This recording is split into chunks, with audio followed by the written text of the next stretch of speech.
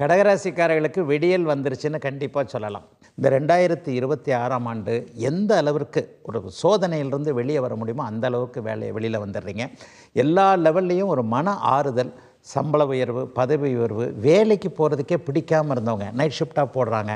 ஒரே ஸ்ட்ரெஸ்ஸு, 4 பேர் வேலையை நான் பார்க்குறேன். ஒரு மன அழுத்தத்தோடு தான் 2025 இருந்தது.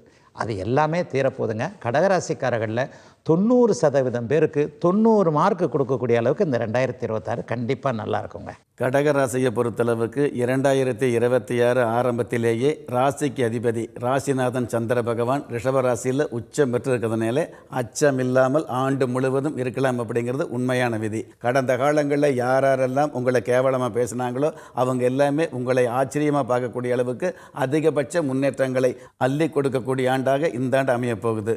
குறிப்பாக பெண்களுடைய ஆலோசனையால் குடும்ப கௌரவம் அதிகரிக்கக்கூடிய அல்லது கடன் என்ற சொல்லுக்கே இடமில்லாத சூழல் ஏற்படக்கூடிய ஆண்டாக 2026 அமையும். கடகராசி பொறுத்தளவு பார்த்திங்களா, தொடர்ந்து பிரச்சனை.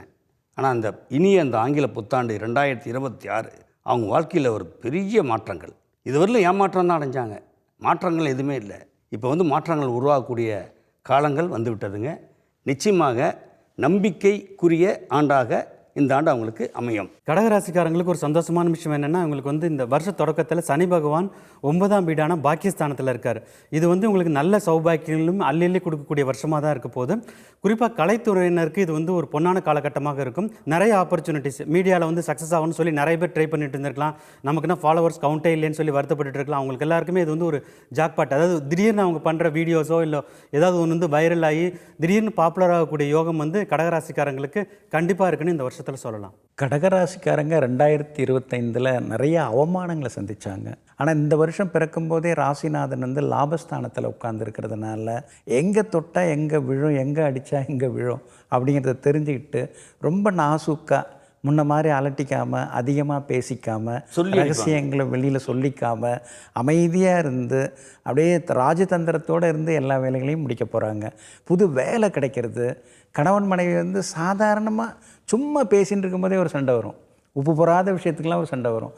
அந்த நிலைமை இனிமேல் மாறி ஒருத்தங்க புரிஞ்சுக்கிறது, பரஸ்பரம் புரிஞ்சுக்கிட்டு குடும்பத்தில் ஒரு அமைதியான சூழ்நிலையும் நம்ம எதிர்பார்க்கலாம். மொத்தத்தில் இந்த 2026ஆம் ஆண்டு கடகராசிக்காரர்கள் அப்படியே மிகப்பெரிய ஒரு வெற்றியை தரக்கூடியதாக இருக்கும்.